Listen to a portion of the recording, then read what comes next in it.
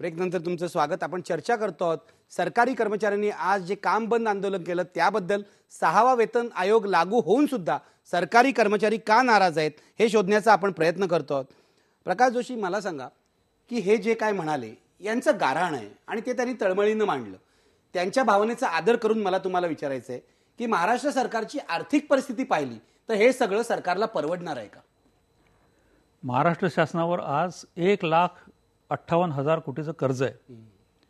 त्या कर्जाचं फक्त जर नुसतं इंटरेस्ट बघितला तर तो 1200 कोटी इंटरेस्ट त्यांना भरायला लागतोय. आणि आजची आर्थिक परिस्थिती जी आहे त्यामुळे सरकारचं जो रेव्हेन्यू आहे तो रेव्हेन्यू जवळजवळ 1600 कोटींनी कमी होणार आहे असं जवळजवळ दिसतंय समोर. असं असताना हा आहे की नाही हा भाग वेगळा आहे.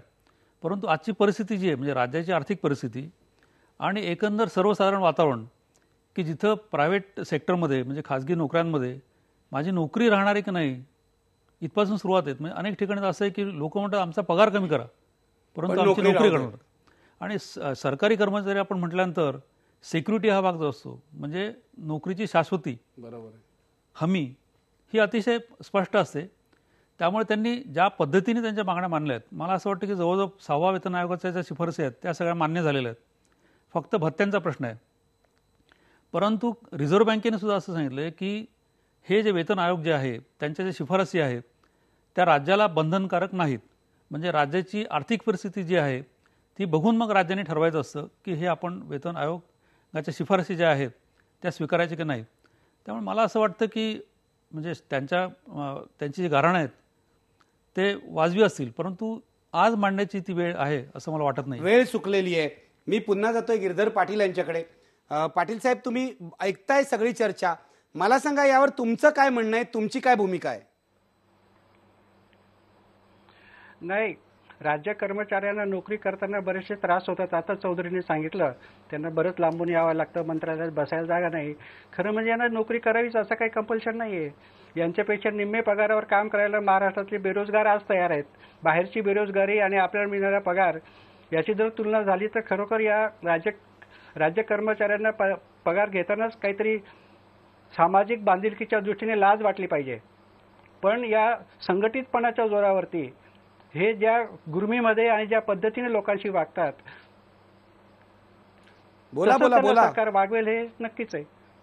हो हो बोला बोला पुढे बोला.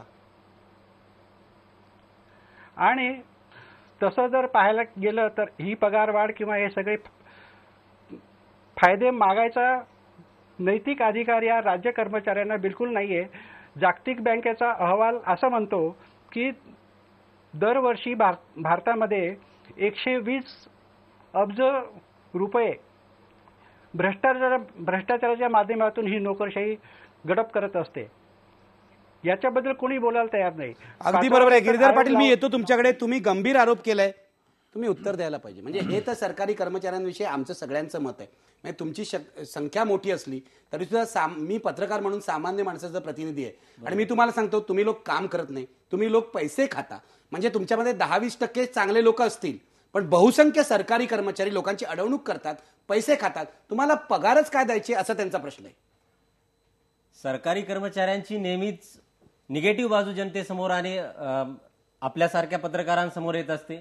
पॉझिटिव्ह बाजूचा कधी विचार केलाच जात नाही. ज्यावेळी शासनाला 2 वर्ष 3 वर्ष 4 वर्ष होतील त्यावेळी शासन सांगतं की आम्ही एवढ्या योजना राबवल्या, एवढे निर्णय घेतले, एवढ्या धोरणांची अंमलबजावणी केली. त्यावेळी सरकारी अधिकारी कर्मचाऱ्यांचा त्यात निदान खारीचा तरी वाटा असेल की नाही. यावेळी मात्र कोणी काय बोलत. मला सांगा, तुम्ही जर एफिशियन्सीनी काम केलं तर सरकार खूप वेगाने काम करू शकेल. तुम्हाला सांगा, सरकारी 10 वाजता तुम्ही मंत्रालयात पोहोचता, बरोबर? 10 वाजता किती कर्मचारी त्या 10 वाजता टेबलावर असतात आणि काम करत असतात? मला जरा सांगा, परिस्थिती खरी सांगा. मंत्रालयाच्या बाबतीत झालं तर 9:55 मंत्रालयात पोहोचण्याचं टायमिंग आहे. 10 वाजता मंत्रालयातला सर्व स्टाफ आलेला असतो. यावर मास्टरवर सही करतो. मास्टर मंत्रालयातल्या कर्मचाऱ्यांना नाहीये, कार्ड पंचिंग सिस्टीम लावलेली आहे, खाली लावलेली आहे. बरोबर आहे. त्यामुळे संगणकावर सगळ्या कर्मचारी अधिकाऱ्यांची हजेरी आपल्याला दिसून येते आणि केवळ 10-20% लोक काम करतात असा हा वारंवार आरोप केला जातो. परंतु त्याच्या खोलामध्ये जाऊन कुणीही त्याचा विचार केलेला नाही. मग फाईल्स पुढे का सरकत नाहीत हे मला सांगा.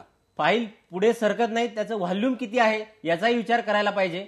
आणि वारंवार काही गोष्टी पुन्हा पुन्हा मंत्र्यांच्या निदर्शनास किंवा शासनाच्या निदर्शनास आणाव्या लागतात. जी काही कामं होणार नाहीत त्याला वारंवार एका नाही अनेक पदाधिकाऱ्यांची पत्र दिली जातात. एकच फाईल 10 वेळा हे मानलं. मला सांगा submit करायला भ्रष्टाचाराचं काय? भ्रष्टाचाराचं काय? सरकारी कर्मचाऱ्यांमधले बहुसंख्य कर्मचारी पैसे खातात की नाही हे खरं सांगा, खरं सांगा, कारण जनतेला माहितीये काय परिस्थिती आहे. अशी परिस्थिती जिथे आहे, जी लोक त्यामध्ये सापडलेली आहेत त्याच्यावर वारंवार सापडले नाही, अनेक लोक सापडतच नाही. शासन कारवाई कारण करत असतं. लोकांना नाईलाजास्तव 100 रुपये सुद्धा देतात. मी तुम्हाला सांगतो, आपलं काम लवकर व्हावं म्हणून मंत्रालयात 100 रुपये पिऊन पासून अनेकांना दिले जातात. हे मी तुम्हाला सत्य परिस्थिती सांगतो. ही सत्य परिस्थिती असेलही काही बाबतीत ती नाकारून चालणार नाही. परंतु आपलं काम जर नियमात आणि वेळेवर करायचं असेल तर त्यासाठी आपणही थोडासा धीर धरला पाहिजे. काही बाबतीत धीर काय आयुष्यभर लोक धरतात. काही बाबतीत वारंवार लोकांना किंवा अधिकारी कर्मचाऱ्यांना टार्गेट केलं जातं असंही आमचं म्हणणं आहे. ठीक आहे, आपण याची बघूया, आपण चर्चा पुढे करूया. मी प्रकाश जोशी तुम्हाला विचारतोय ब्रेकवर जाण्यापूर्वी, मला सांगा की हे जे काय म्हणतायत की हे कार्यक्षम आम्ही आहोत, आम्ही वेळेवर येतो टेबलावर, आम्ही पैसे खातो, असं ते म्हणतात की हे सत्य आहे, तरी सुद्धा तेवढंच सत्य नाही. हे खरं आहे का? तुमचा पत्रकार म्हणून काय अनुभव आहे?